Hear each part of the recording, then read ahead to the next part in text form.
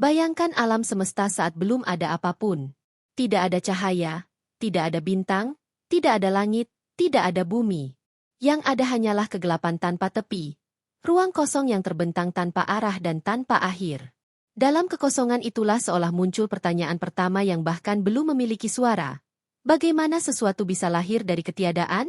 Dalam mitologi Jepang, keheningan kosmis ini akhirnya pecah bukan oleh ledakan dahsyat, bukan pula oleh dentuman petir, melainkan oleh hadirnya wujud-wujud ilahi pertama. Langit dan bumi mulai terbentuk perlahan. Dan bersama dengannya muncul para dewa awal yang belum memiliki rupa jasmani. Mereka dikenal sebagai Koto Amatsukami, para dewa surgawi tanpa bentuk, eksistensi murni yang mendahului segala sesuatu.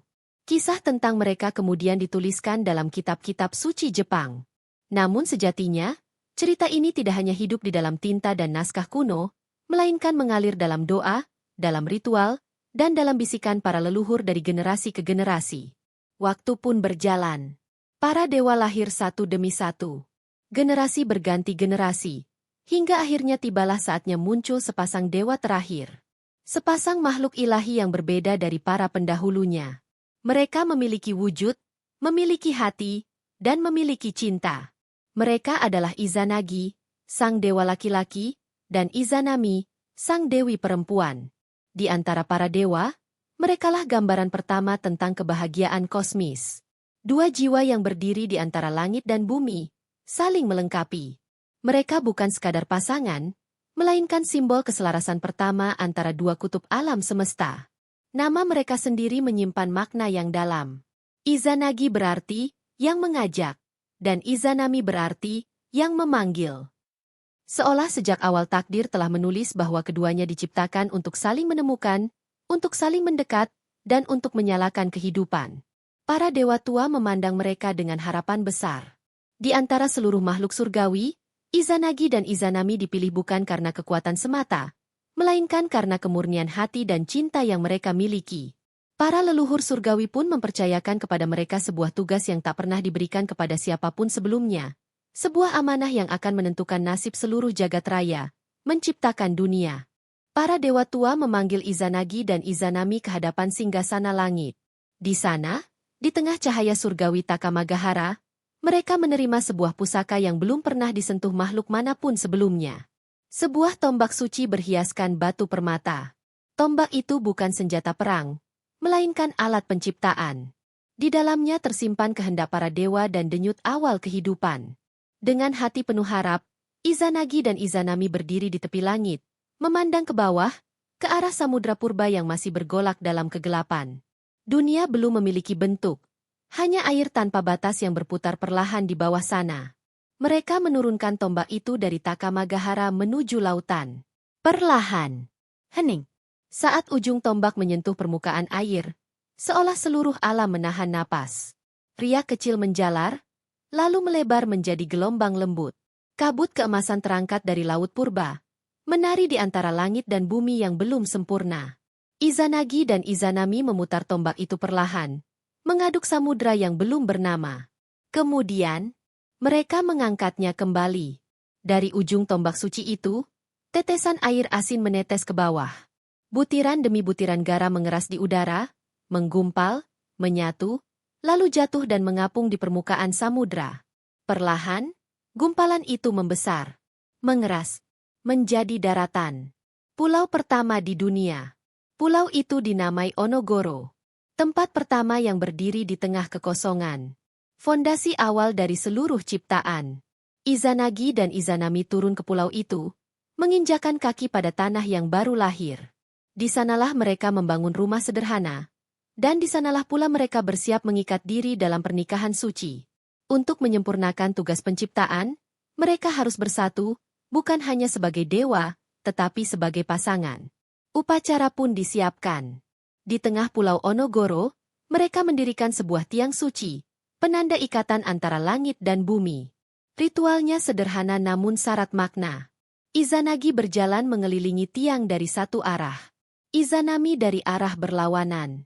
Mereka melangkah perlahan, mengitari poros dunia yang baru lahir, hingga akhirnya bertemu di sisi lain. Namun pada percobaan pertama, sebuah kesalahan kecil terjadi. Saat mereka berpapasan, Izanami menyapa lebih dulu. Sebuah kalimat lembut dari sang dewi, lahir dari cinta dan kegembiraan. Namun langit terdiam. Para dewa tua menggeleng. Meski ritual itu tampak sempurna, urutannya keliru. Dari persatuan tersebut lahirlah seorang anak. Namun tubuhnya lemah. Tak sempurna. Ia tak mampu berdiri seperti para dewa lainnya. Anak itu tidak diakui sebagai keturunan sah. Dalam beberapa kisah, ia disebut Hiruko, anak lintah. Makhluk kecil yang kemudian dihanyutkan ke laut dalam perahu jerami. Namun takdirnya belum berakhir. Di kemudian hari, Hiruko dikenal sebagai Ebisu, dewa keberuntungan dan pelindung para nelayan. Sebuah pengingat bahwa bahkan dari kesalahan dan ketidaksempurnaan, kehidupan masih bisa menemukan jalannya. Hati Izanagi dan Izanami dipenuhi kegelisahan. Mereka kembali menghadap para dewa tua, menanyakan di mana letak kesalahan mereka. Jawabannya sederhana, namun menentukan segalanya. Dalam ritual penciptaan, laki-laki harus menyapa lebih dahulu. Maka upacara pun diulang. Di bawah langit yang sama, di atas tanah Onogoro yang sunyi, mereka kembali berjalan mengitari tiang suci. Langkah demi langkah. Hingga saat mereka bertemu kembali, Izanagi berbicara terlebih dahulu. Dan kali ini, alam semesta menjawab. Dari persatuan mereka lahir daratan-daratan baru. Pulau demi pulau muncul dari samudra. Awaji, Shikoku, Oki, Tsukushi, yang kini dikenal sebagai Kyushu, Iki, Tsushima, Sado, dan Honshu. 8 pulau agung. Dikenal sebagai Oyashima, fondasi kepulauan Jepang. Angka 8 melambangkan kesempurnaan dan keselamatan. Harapan bahwa tanah ini akan menjadi rumah bagi kehidupan yang makmur. Dan dari cinta Izanagi dan Izanami, dunia mulai bernapas. Gunung menjulang, sungai mengalir, hutan tumbuh, laut beriak membawa kehidupan. Para kami pun lahir satu demi satu. Dewa laut, dewa gunung, dewa sungai, dewa pepohonan, dewa ladang dan panen. Owatatsumi, penguasa laut dalam. Kukunochi, penjaga hutan. Oyamakui, sang dewa gunung yang kokoh. Dunia menjadi kanvas tempat cinta ilahi mereka dituangkan. Cahaya dan harapan memenuhi setiap sudut ciptaan. Namun, di balik kesempurnaan itu, takdir sedang menyiapkan babak lain. Sebuah kelahiran yang akan mengubah segalanya. Kelahiran api. Kelahiran tragedi. Dan awal dari perpisahan abadi. Waktu berlalu di dunia yang baru tercipta. Gunung berdiri kokoh. Sungai mengalir jernih. Hutan berdesir oleh angin. Laut memantulkan cahaya langit yang masih muda. Izanagi dan Izanami memandang ciptaan mereka dengan ketenangan. Dunia telah terbentuk. Para kami menjaga setiap sudut alam. Dan cinta mereka, seolah telah menuntaskan tugas suci dari para dewa tua. Namun takdir belum selesai menulis kisahnya. Di tengah kedamaian itu, Izanami kembali mengandung. Kali ini, bukan dewa tanah, bukan dewa laut, bukan pula dewa angin. Yang tumbuh dalam rahimnya adalah kekuatan yang belum pernah ada sebelumnya. Api. Hari kelahiran itu tiba. Langit berpendar merah. Udara bergetar. Dan dari tubuh Izanami lahirlah seorang bayi bercahaya membara. Namanya Kagutsuchi, dewa api. Cahaya merah menyala di matanya, seperti bara pertama dunia. Namun keajaiban itu segera berubah menjadi teror. Api memancar dari tubuh sang bayi. Lidah-lidah api menjilat rahim Izanami. Membakar dari dalam. Izanami menjerit. Jeritan yang mengguncang langit dan bumi. Tubuhnya menghitam. Kulitnya melepuh. Nafasnya tersengal di antara asap dan panas. Izanagi berlari memeluk istrinya. Matanya basah oleh ketakutan. Ia menggenggam tangan Izanami yang mulai dingin. Namun api tidak mengenal belas kasih. Perlahan, cahaya di mata sang dewi padam. Izanami, pencipta dunia, ibu para kami, meninggal. Dunia terdiam. Angin berhenti. Laut membeku dalam hening. Dan untuk pertama kalinya, kematian memasuki alam semesta. Izanagi memeluk tubuh istrinya yang tak lagi bernyawa. Air matanya jatuh ke tanah baru yang dahulu mereka ciptakan bersama. Cinta yang melahirkan dunia, kini hancur oleh api yang lahir dari rahimnya sendiri. Kesedihan berubah menjadi kemarahan. Kesedihan berubah menjadi amukan langit. Dengan tangan gemetar, Izanagi mencabut pedang sucinya. Matanya memerah. Dadanya bergetar oleh duka yang tak tertampung. Dan di hadapan jasad Izanami, ia mengayunkan pedang itu. Kagut suci terbelah. Tubuh dewa api terpenggal. Darah ilahi muncrat ke tanah. Namun dari kehancuran itu, kehidupan kembali lahir. Dari tetesan darah kagut suci, muncul dewa-dewa baru. Para dewa petir. Para dewa gunung berapi. Para penjaga api dan langit bergemuruh. Dari air mata Izanagi, lahirlah pula dewa sungai yang mengalir menenangkan bumi. Namun semua kelahiran itu tak mampu mengisi satu kekosongan. Kekosongan bernama Izanami. Dunia tetap berdiri. Para kami tetap hidup. Namun hati Izanagi runtuh bersama kematian istrinya. Malam demi malam ia memandang langit tanpa bintang. Mengingat suara Izanami. Mengingat senyumnya. Mengingat janji mereka saat pertama menginjak Onogoro. Dan akhirnya, Izanagi mengambil keputusan yang akan mengubah segalanya. Ia akan menembus dunia kematian. Ia akan menjemput istrinya. Apapun risikonya. Ia akan memasuki tempat yang belum pernah disentuh cahaya. Sebuah negeri yang baru lahir bersama kematian pertama. Negeri itu bernama Yomi. Dengan hati yang remuk dan tekad yang membara, Izanagi meninggalkan dunia cahaya. Ia berjalan sendirian, menembus batas antara yang hidup dan yang telah tiada. Udara perlahan menjadi dingin. Cahaya memudar. Langkahnya bergema di jalan batu yang sunyi. Di hadapannya terbentang sebuah lereng gelap yang menjulur ke kedalaman bumi. Itulah Yomotsu Hirasaka. Gerbang menuju dunia kematian. Saat ia melangkah turun, hawa pengap menyelimuti tubuhnya. Bau tanah basah dan pembusukan meresap ke dalam napasnya. Tak ada angin, tak ada burung, tak ada suara kehidupan. Hanya kesunyian yang berat, seolah menekan dada. Di sanalah Yomi berada. Negeri bayangan. Tempat semua yang mati berdiam selamanya. Izanagi memanggil nama istrinya dalam gelap. Izanami. Suaranya menggema, patah oleh kehampaan. Dan dari kejauhan, terdengar jawaban. Suara yang ia kenal. Lembut, namun dingin. Izanami muncul dari kegelapan. Sosoknya samar. Matanya redup seperti bara yang hampir padam. Izanagi berlari menghampirinya, memeluk bayangan yang ia rindukan lebih dari apapun. Dengan suara lirih, Izanami berkata bahwa ia telah memakan makanan dunia bawah. Ia kini terikat pada Yomi, tak bisa kembali ke alam atas. Namun ia memohon satu hal, agar Izanagi menunggu. Agar ia tidak melihat dirinya sekarang. Karena tubuhnya telah berubah. Karena ia tak lagi sama. Izanagi berjanji. Dengan hati gemetar, ia menunggu dalam kegelapan. Waktu terasa seperti berhenti. Namun kerinduan dan kecemasan perlahan menggerogoti tekadnya. Hingga akhirnya, ia melanggar janjinya. Ia mematahkan sisir di rambutnya. Menyalakannya sebagai obor kecil. Cahaya redup menyala. Dan di sanalah ia melihat Izanami yang sebenarnya. Tubuhnya membusuk. Kulitnya terkelupas. Cacing-cacing merayap di wajah dan dadanya. Dewa-dewa petir bersemayam di dalam rongga tubuhnya. Izanagi tersentak mundur.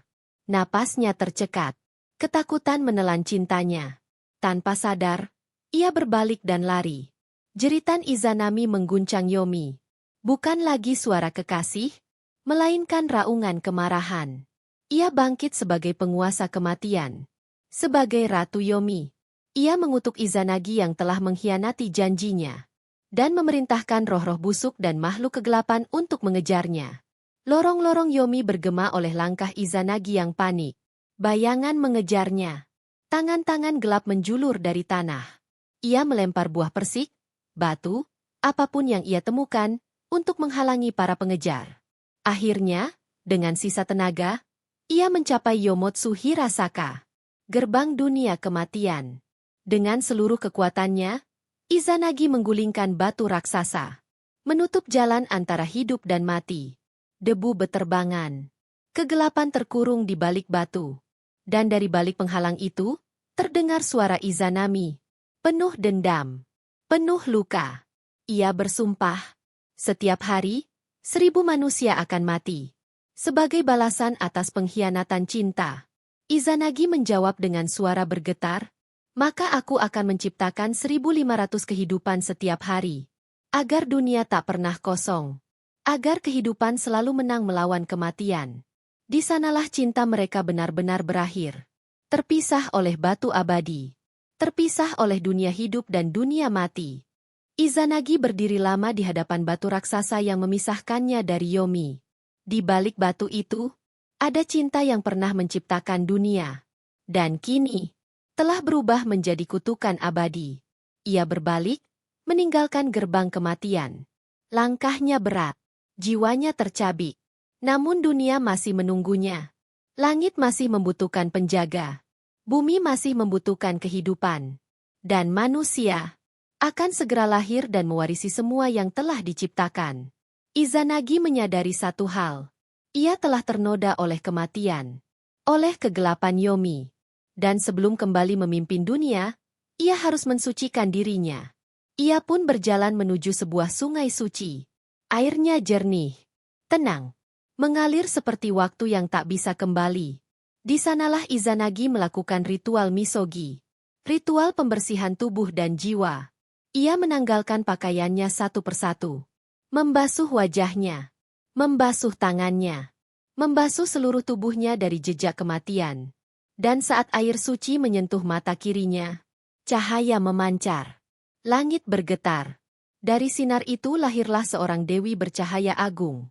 Namanya Amaterasu, Dewi Matahari, sumber terang dunia, pengusir kegelapan. Harapan baru setelah tragedi. Saat Izanagi membasuh mata kanannya, langit kembali berpendar lembut. Dari sana lahir suku Yomi, Dewa Bulan, penguasa malam, penjaga kesunyian. Dan ketika air menyentuh hidungnya, angin mengamuk, laut bergejolak. Lahir pula Susanoo, Dewa badai dan lautan, pembawa kekacauan, namun juga pembawa keseimbangan. 3 dewa besar itu berdiri sebagai pilar dunia baru. Amaterasu memerintah siang. Tsukuyomi menguasai malam. Susanoo menjaga badai, laut, dan kekuatan liar alam. Dari penyucian seorang ayah yang kehilangan cinta, lahir tatanan kosmos, lahir waktu, lahir siang dan malam. Lahir siklus kehidupan. Sejak saat itu, ritual misogi menjadi bagian suci dalam kepercayaan Shinto. Manusia meneladani Izanagi, membersihkan diri sebelum mendekati yang ilahi, membuang kegelapan sebelum memohon cahaya. Dan di antara semua dewa, Amaterasu menjadi yang paling dihormati. Ia dipercaya sebagai leluhur para kaisar Jepang. Darahnya mengalir dalam garis kekaisaran.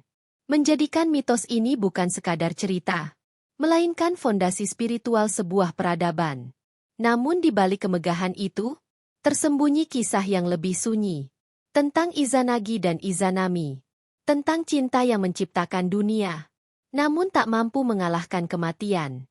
Setiap matahari terbit adalah warisan Amaterasu. Namun juga kenangan akan Izanami. Setiap bulan bersinar adalah tatapan Tsukuyomi. Namun juga kesedihan yang tak pernah sembuh. Setiap badai mengamuk adalah teriakan Susanoo. Namun juga gema dari amarah seorang suami yang kehilangan istrinya. Legenda ini mengajarkan satu kebenaran abadi. Bahwa di balik setiap awal, ada akhir. Dan di balik setiap akhir, selalu ada awal yang baru. Cinta dan kematian berjalan berdampingan. Menciptakan siklus kehidupan yang tak pernah berhenti. Jika cinta bisa menciptakan dunia, maka ia juga bisa menghancurkan hati para dewa. Dan mungkin, itulah harga dari keabadian. Di dunia yang kita tinggali hari ini, di bawah matahari yang terbit setiap pagi, dan bulan yang menyinari setiap malam, cinta Izanagi dan Izanami masih hidup. Bukan sebagai kebahagiaan, melainkan sebagai legenda. Legenda tentang penciptaan, legenda tentang kehilangan, dan legenda tentang harapan. Yang lahir bahkan dari tragedi terbesar sekalipun.